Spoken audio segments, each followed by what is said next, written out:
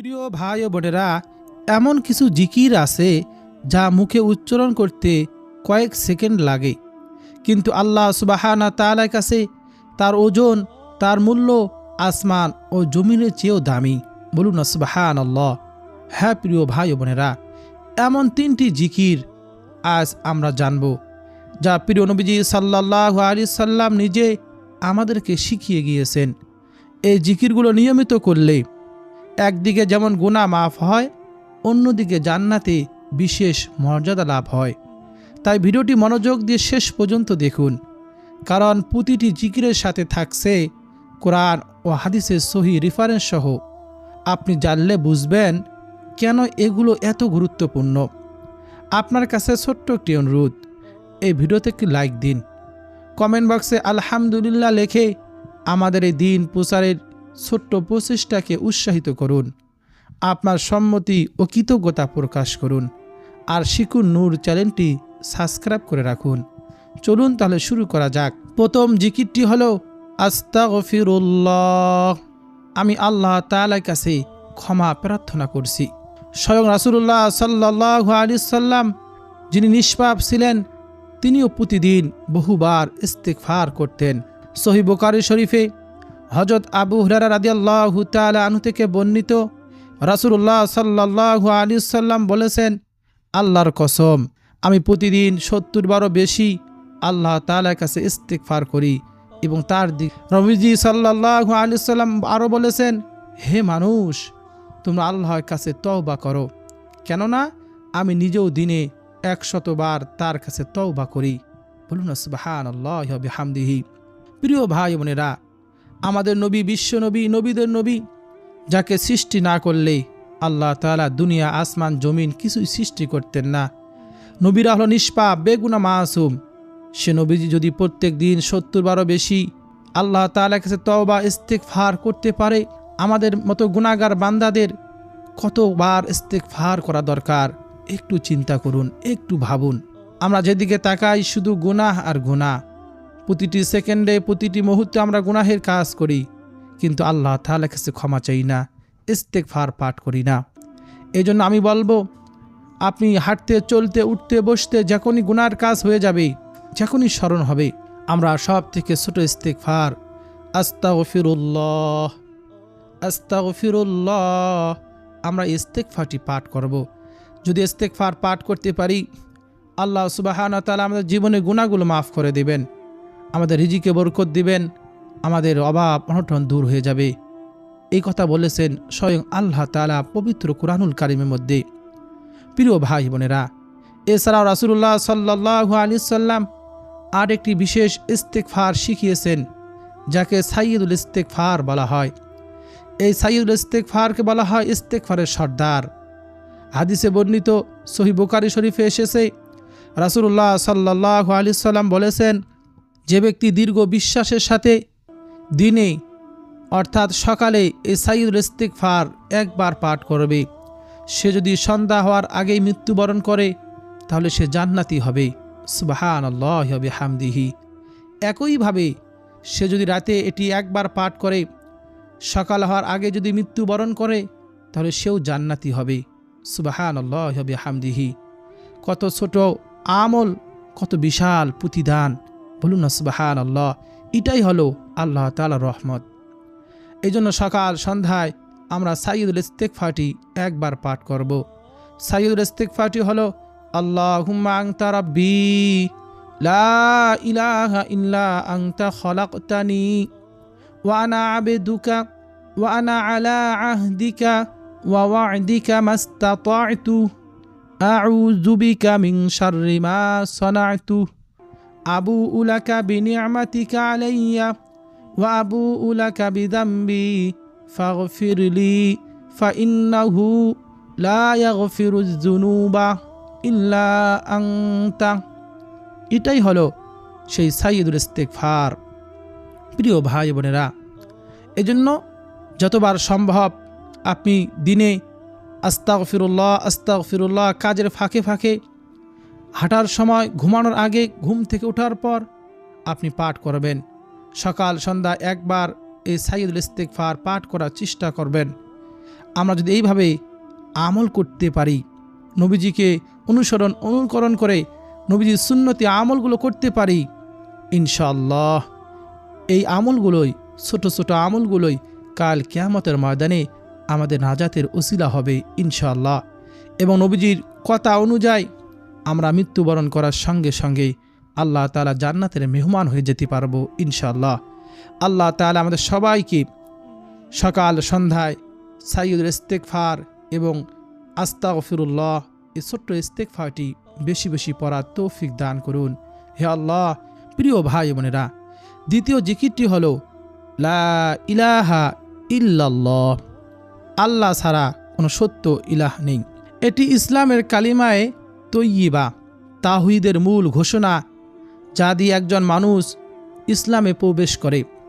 হযরত মুআজ ইবনে জাবাল রাদিয়াল্লাহু তাআলা আনহু থেকে বর্ণিত, রাসূলুল্লাহ সাল্লাল্লাহু আলাইহি সাল্লাম বলেছেন, যার শেষ কথা হবে লা ইলাহা ইল্লাল্লাহ, সে জান্নাতে প্রবেশ করবে। বলুন না সুবহানাল্লাহ। আবু দাউদ শরীফে হাদিসটি বর্ণিত হয়েছে। এছাড়াও সহিহ মুসলিম শরীফে রাসূলুল্লাহ সাল্লাল্লাহু আলাইহি সাল্লাম বলেছেন, যে ব্যক্তি এই বিশ্বাস নিয়ে মৃত্যুবরণ করবে যে আল্লাহ ছাড়া কোনো ইলাহ নেই, সে জান্নাতে প্রবেশ করবে। আর এক হাদিসে তিরমিজি শরীফে বর্ণিত হয়েছে, রাসূলুল্লাহ সাল্লাল্লাহু আলাইহি সাল্লাম বলেছেন, সর্বোত্তম জিকির হলো এই লা ইলাহা ইল্লাল্লাহ। বলুন না সুবহানাল্লাহ। এখানে একটি বিষয় স্পষ্ট করা দরকার, মৃত্যুর সময় এই কালিমা জবানে আনা কোনো কাকতালীয় ব্যাপার নয়।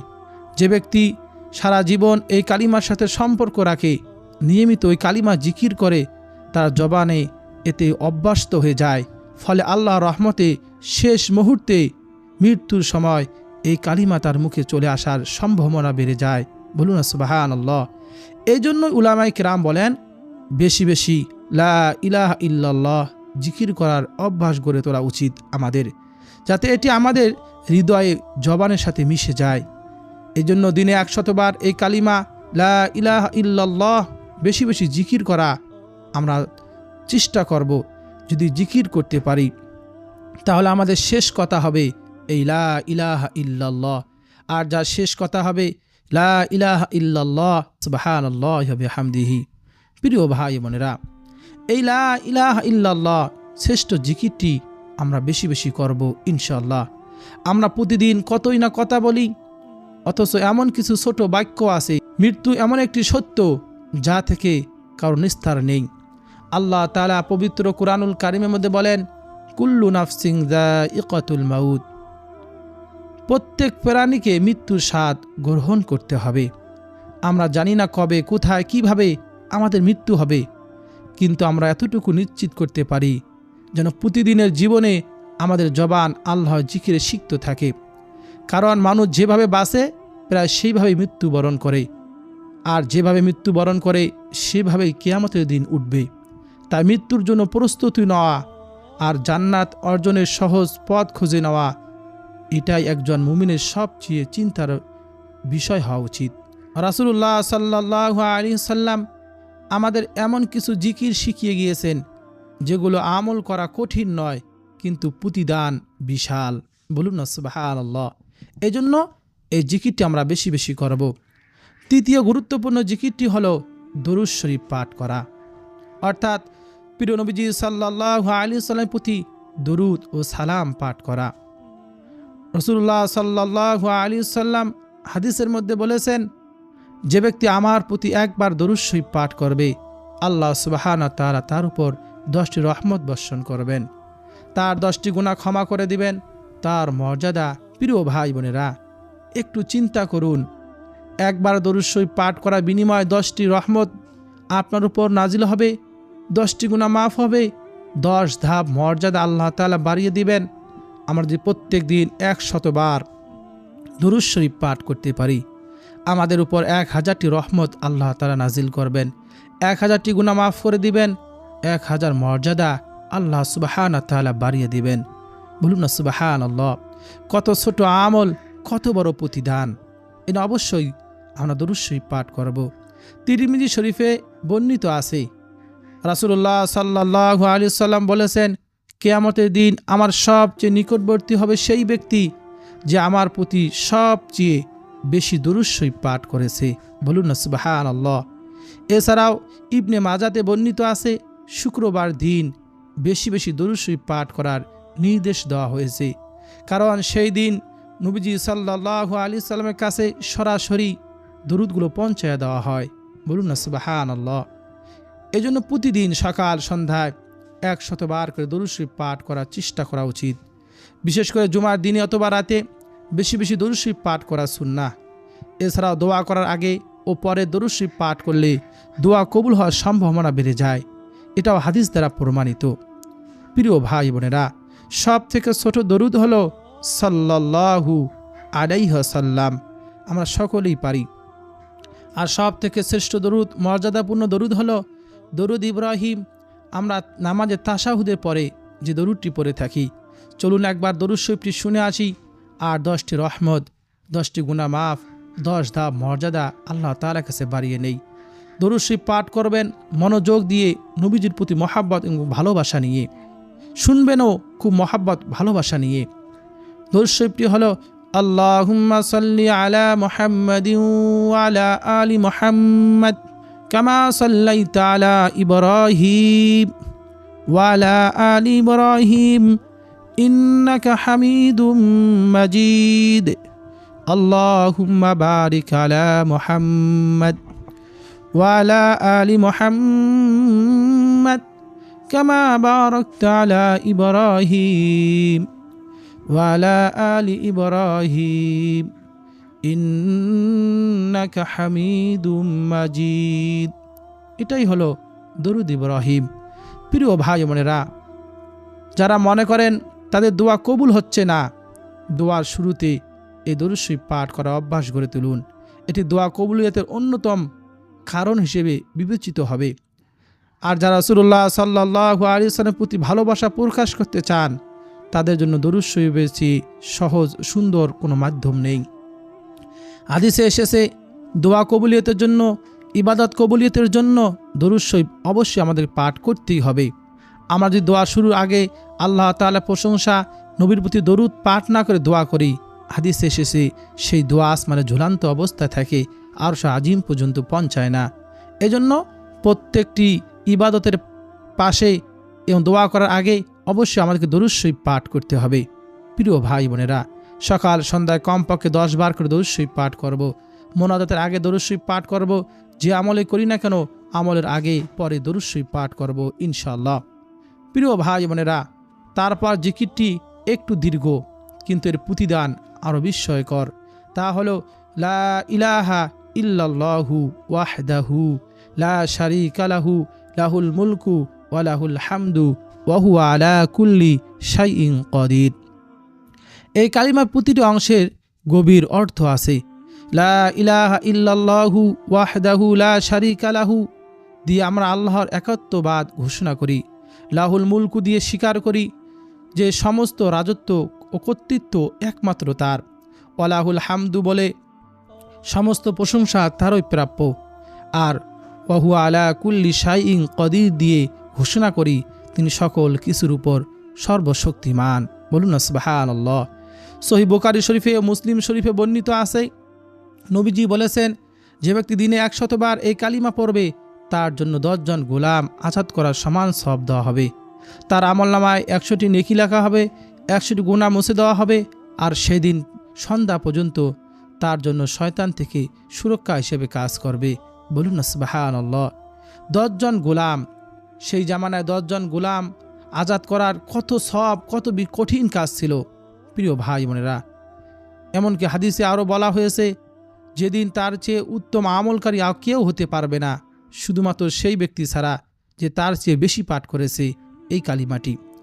একবার চিন্তা করুন, আজকের যুগে একজন গোলাম আজাদ করা কতটা কঠিন হবে, কতটা ব্যয়বহুল হবে, অথচ মাত্র কিছুক্ষণ সময় ব্যয় করে একটি বাক্য, একটি জিকির বারবার পাঠ করলে 10 জন গোলাম আজাদ করার সওয়াব অর্জন করা যায়। এটি আল্লাহর অসীম রহমতের একটি প্রমাণ যে তিনি তার বান্দাদের জন্য কত সহজ পথ রেখে দিয়েছেন। বলুন না সুবহানাল্লাহি ওয়া বিহামদিহি। এই জিকিরটি ফজরের পর কাজে যাওয়ার আগে নিয়মিত করার চেষ্টা করবেন, যাতে সারাদিনের শয়তানের ওয়াসওয়াসা থেকে হেফাজত থাকা যায়। যেহেতু হাদিসে সন্ধ্যা পর্যন্ত সুরক্ষার কথা শব্দটি এসেছে, তাই সকালে আমল করাই উত্তম হবে। আর শয়তান হলো আমাদের প্রকাশ্য শত্রু। শয়তানের ওয়াসওয়াসা থেকে হেফাজত থাকতে পারলেই আমাদের গুনাহের কাছ থেকে আমরা ফারেক থাকতে পারবো। প্রিয় ভাই বোনেরা, অবশ্যই সকালে এই জিকিরটি আমরা বেশি বেশি করব। আল্লাহ তাআলা আমাদের সবাইকে যেন এই জিকিরটি বেশি বেশি করার তৌফিক দান করুন। সকলে বলি আমিন। প্রিয় ভাই বোনেরা, সর্বশেষ একটি জিকিরের কথা বলি, তা হলো সুবহানাল্লাহি ওয়া বিহামদিহি। এই সুবহানাল্লাহি ওয়া বিহামদিহি এর ফজিলত শুনলে আপনি অবাক হয়ে যাবেন, আপনি আশ্চর্য হয়ে যাবেন। এই সুবহানাল্লাহি ওয়া বিহামদিহি এর অর্থ হলো আল্লাহ সমস্ত ত্রুটি, দুর্বলতা ও অংশীদারিত্ব থেকে পবিত্র ঘোষণা করছি। প্রিয় ভাই বোনেরা, এই সুবহানাল্লাহি ওয়া বিহামদিহি এতটাই গুরুত্বপূর্ণ যে স্বয়ং রাসূলুল্লাহ সাল্লাল্লাহু আলাইহি সাল্লাম এর ব্যাপারে বলেছেন, যে ব্যক্তি প্রতিদিন এটি 100 বার পাঠ করবে তার গুনাহ মুছে দেওয়া হবে, যদিও তা সমুদ্রের ফেনার সমানও হয়। বলুন না সুবহানাল্লাহ। এই হাদিসটি বর্ণিত আছে সহিহ বুখারী শরীফে। সহিহ মুসলিম শরীফের একটি হাদিসে এসেছে, রাসূলুল্লাহ সাল্লাল্লাহু আলাইহি সাল্লাম বলেছেন, সুবহানাল্লাহি ওয়া বিহামদিহি এই কালিমাটি এমন একটি বৃক্ষ যা জান্নাতে রোপণ করা হয় প্রতিবার এটি পাঠ করার সাথে সাথে। বলুন না সুবহানাল্লাহ। একটু চিন্তা করে দেখুন, আমাদের জীবনে কত ছোট বড় গুনাহ জমা আমরা প্রতিদিন করতেছি। চোখের গুনাহ, জবানের গুনাহ, মনের গুনাহ, অথচ মাত্র কয়েকটি বাক্য, 2টি শব্দ 100 বার পাঠ করলেই সেই আমার পাহাড় সমান গুনাহ সকালে ফজরে নামাজের পর অথবা সন্ধ্যায় মাগরিবে নামাজের পর 100 বার করা আমরা চেষ্টা করব। তাসবিহ হাতে নিয়ে অথবা হাতের আঙ্গুলের কোণায় গুনে গুনে আমরা আমল করব। কারণ নবীজি সাল্লাল্লাহু আলাইহি সাল্লাম বলেছেন, কাল কিয়ামতের ময়দানে আমাদের হাতগুলো আল্লাহ তাআলার কাছে সাক্ষী দিবে। এজন্য হাতের কড়ায় গুনে গুনে আমরা পড়ার চেষ্টা করব। কাজের ফাঁকে ফাঁকে, হাঁটার সময়, গাড়িতে বসে এই জিকিরগুলো করা যায়। এই জিকিরগুলো এমন এক জিকির, উজু ছাড়াও করা যায়, উজু অবস্থায় করা যায়, যে কোনো অবস্থাতে আপনি জিকিরগুলো করতে পারবেন। যারা মনে করেন তাদের গুনাহ অনেক বেশি, হয়তো তারা ভাবেন আল্লাহ তাআলার কাছে ক্ষমা পাওয়া কঠিন হবে, তাদের জন্য জিকিরগুলো বিশাল সুযোগ। তাই হতাশ না হয়ে আজ থেকেই সহজ আমল শুরু করুন, বেশি বেশি জিকির করুন। প্রিয় ভাই বোনেরা, এই জিকিরগুলো একসাথেই আপনার মনে রাখা কঠিন হয়ে যেতে পারে। তাই একটি একটি করে আপনি জিকির আমল শুরু করে দেন, জিকির করা শুরু করে দেন, ধাপে ধাপে সবগুলো আপনি যোগ করবেন। প্রিয় ভাই বোনেরা, রাসূলুল্লাহ সাল্লাল্লাহু আলাইহি সাল্লাম বলেছেন, যে কলব আল্লাহ তাআলা জিকির করে সে কলব হলো জীবিত মানুষের মতো, আর যে কলব আল্লাহ তাআলা জিকির করে না সে কলব হলো মৃত মানুষের মতো। সাহাবায়ে কেরাম নবীজিকে জিজ্ঞেস করলেন, ইয়া রাসূলুল্লাহ, ইয়া হাবিবাল্লাহ, কলব আবার কি? নবীজি বললেন, প্রত্যেকটি মানুষের বাম দুধের 2 আঙ্গুল নিচে একটি গোশতের টুকরো আছে, এই গোশতের টুকরোর নামই হলো কলব। মানুষ যখন একটি গুনাহের কাজ করে তার কলবের মধ্যে একটি দাগ পড়ে যায়, আর 2টি গুনাহের কাজ করে 2টি দাগ পড়ে। এইভাবে সে গুনাহের কাজ করতে থাকে, তার কলবে দাগ পড়তে পড়তে এক সময় তার কলবটা নষ্ট হয়ে যায়। তারা নেকের কাজ ভালো লাগে না, আল্লাহ তার হুকুম ভালো লাগে না, নবীজি দেখানো পথকে অনুকরণ করে চলতে ভালো লাগে না, তার গুনাহের কাজ করতে মজা লাগে। এজন্য দেখবেন সমাজে অনেক মানুষ আছে, তাদেরকে দাওয়াত দেওয়ার পরও তারা নেক কাজ করতে মজা পায় না, গুনাহের কাজ করতে বেশি মজা লাগে। প্রিয় ভাই বোনেরা, তখন সাহাবায়ে কেরাম নবীজিকে জিজ্ঞেস করলেন, ইয়া রাসূলুল্লাহ, ইয়া হাবিবাল্লাহ, সে কলব আবার পরিষ্কার করতে হয় কিভাবে, সে কলব আবার পবিত্র করতে হয় কিভাবে? রাসূলুল্লাহ সাল্লাল্লাহু আলাইহি সাল্লাম সাহাবাদেরকে জানিয়ে দিলেন, মানুষ যখন আল্লাহ তাআলার নামে জিকির করে, এই জিকিরের ধাক্কায় তার কলবটা পরিষ্কার হতে থাকে। আর যার একবার কলব পরিষ্কার হয়ে যায়, পবিত্র হয়ে যায়, সে চাইলেও আর গুনাহের কাজ করতে পারে না, সে চাইলে আর নেকের কাজ ছাড়তে পারে না, নেকের কাজ তার কাছে ভালো লাগে। এই জন্য অন্তরের কলবের চিকিৎসা করতে হলে বেশি বেশি জিকির করতে হবে, কোরআন তেলাওয়াত করতে হবে। এই জন্য দেখবেন হক্কানি উলামায়ে কিরাম, পীররা মুরিদদেরকে বেশি বেশি জিকির করতে বলেন। প্রিয় ভাই বোনেরা, আমাদের দুনিয়ার জীবন সীমিত, কিন্তু আখিরাতের জীবন চিরস্থায়ী। সারা জীবন ওখানে থাকতে হবে, যে জীবনের শুরু আছে শেষ নেই। আখিরাতের কথা চিন্তা করে সকাল সন্ধ্যায় কয়েক মিনিট সময় ব্যয় করে যদি আল্লাহ তাআলাকে রাজি খুশি করার জন্য আমরা জিকিরগুলো করতে পারি, আমলগুলো করতে পারি, ইনশাআল্লাহ কাল কিয়ামতের ময়দানে আমাদের নাজাতের কারণ হয়ে দাঁড়াবে। আল্লাহ তাআলা জিকিরের ফলে আমাদের জীবনে গুনাহগুলো মাফ করে দিবেন, দুনিয়ার জীবন সুখময় শান্তিময় জীবন দান করবেন। কারণ ইস্তেগফার, এই জিকিরগুলো শুধু আখিরাতের জন্য নয়। ইস্তেগফার পাঠ করলে আল্লাহ তাআলা কোরআনুল কারীমের মধ্যে বলেন তার অভাব অনটন দূর করে দিবেন, তার বিপদ আপদ দূর করে দিবেন, বৃষ্টি ধারা বর্ষণ করবেন, এমন জায়গা থেকে রিজিক দিবেন সে কল্পনা করতে পারবে না। আল্লাহ তাআলা কোরআনে এই সমস্ত কথাবার্তা বলেছেন। এই জন্য বেশি বেশি আমরা জিকিরগুলো করব। যারা যুবক বয়সে আছেন তাদেরকে বলছি আজ থেকে এই আমল শুরু করুন, জিকিরগুলো করুন, কারণ যৌবনের ইবাদত আল্লাহ তাআলার কাছে অত্যন্ত প্রিয়। যারা মধ্যবয়সী সংসার ও কাজের ব্যস্ততায় আছেন তাদেরকে বলছি কাজের ফাঁকে ফাঁকেও এই জিকিরগুলো চালিয়ে যায়, এর জন্য আলাদা কোনো সময় বের করার প্রয়োজন নেই। আর যারা বয়স্ক জীবনের শেষ প্রান্তে আছেন তাদেরকে বলছি এখন এই সময় আপনার হাতে আছে, বেশি বেশি সময় নিয়ে, মৃত্যু যে কোনো সময় আসতে পারে, প্রতিটি সময়কে গুরুত্ব দিয়ে এই আমলগুলো জিকিরগুলো সর্বদা করার চেষ্টা করুন। প্রতিটি মানুষের জন্য এই আমলগুলো জিকিরগুলো সমানভাবে প্রযোজ্য এবং সমানভাবে ফলদায়ক। তাই আজ থেকে এই 3টি জিকির, ইস্তেগফার, দরুদ শরীফ, বাকি আমলগুলো আমরা নিয়মিত করব। প্রিয় ভাই বোনেরা, আমরা আমাদের সন্তানদেরকেও আমলগুলো শিখাবো, কারণ তারা ছোট থেকে আমলগুলো শিখবে, তাদের জন্য দুনিয়া আখিরাত কল্যাণকর হবে ইনশাআল্লাহ। আমরা পরিবার সদস্যদেরকে জানিয়ে দেব, হাদিসে এসেছে কোনো ব্যক্তি যদি কোনো ভালো কাজের পথ দেখায় সে সেই ভালো কাজ করার সওয়াব পায়। বলুন সুবহানাল্লাহ। এই জন্য আমি নিজে আমল করব, অন্যদেরকে জানিয়ে দেব।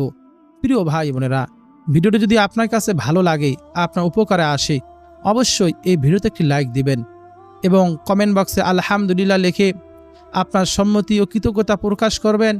আমার এই ছোট্ট দিন প্রচারের প্রচেষ্টাকে উৎসাহিত করবেন। আর চ্যানেলটি সাবস্ক্রাইব করে রাখবেন, যাতে পরবর্তীতে আমি প্রত্যেক দিন ফজরের নামাজের পর 6টার সময় ভিডিও আপলোড দেই। আপনি নিয়মিত এই ভিডিওগুলো দেখবেন।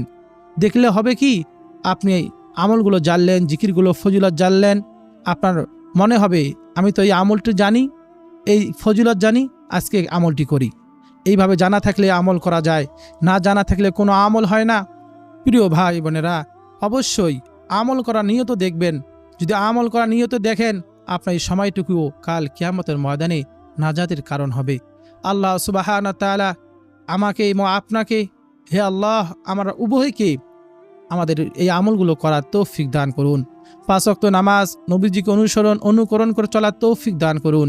হে আল্লাহ, আমাদের সবাইকে মৃত্যুর সময় শেষ কথা যেন হয় লা ইলাহা ইল্লাল্লাহ, সেই সৌভাগ্য দান করুন। ঈমান নিয়ে কবরে যাওয়ার তৌফিক দান করুন। আমাদের মৃত্যু যেন হয় জান্নাতের পথে। সকলে বলি আমিন।